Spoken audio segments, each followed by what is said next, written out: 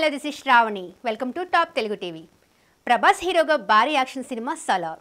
ఈ సినిమాకు కేజీఎఫ్ దర్శకుడు ప్రశాంత్ నీల్ దర్శకత్వం వహించారు. భారీ అంచనాల నడుమ ఈ సినిమా నేడు ప్రపంచవ్యాప్తంగా విడుదలైంది. ఈ సినిమాకు ఇటు ఇండియాలోనే కాదు అమెరికాలో కూడా మంచి రెస్పాన్స్ వస్తుంది. దీంతో అక్కడ ప్రీమియర్ తోనే $3 మిలియన్ మార్క్ ని క్రాస్ చేసింది. ఇప్పటికే ఇండియాలో 50 కోట్ల మార్క్ ని అందుకోగా ఓవర్సీస్ కలెక్షన్స్ తో కలిసి 80 కోట్ల మార్క్ ని అందుకుంది. నైజాంలో, సీడెడ్ లో, ఆంధ్రాలో అన్ని చోట్ల మంచి ఓపెనింగ్స్ సొంతం చేసుకుంది. తెలుగులో 35 కోట్ల రేంజ్ కలెక్ట్ చేసింది. దేశవ్యాప్తంగా 70 కోట్ల దాకా షేర్ ని అందుకున్నట్లు తెలుస్తుంది. దేశవ్యాప్తంగా 150 కోట్ల గ్రాస్ మార్కును కూడా ఈజీగా అందుకున్నట్లు టాక్ వినిపిస్తుంది. పెద్ద సినిమాలకు ఫస్ట్ వీక్ టికెట్ రేట్లు పెంచుతున్నారు. అందులో భాగంగా ఈ సినిమాకు కూడా పెంచారు. తెలంగాణ ప్రభుత్వం సింగిల్ స్క్రీన్లకు ₹65, మల్టీప్లెక్స్ లకు ₹100 పెంచడం జరిగింది.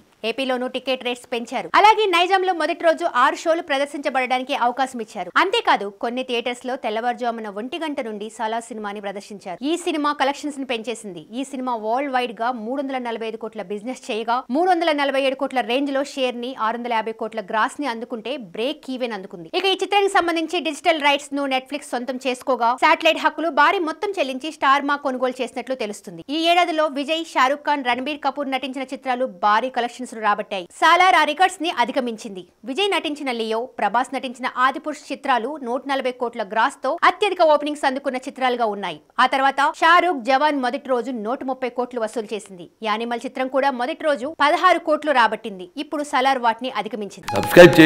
Subscribe to please do subscribe to please like, share and subscribe to Top Telugu TV. Top Telugu TV. Top Telugu TV. Top Telugu TV.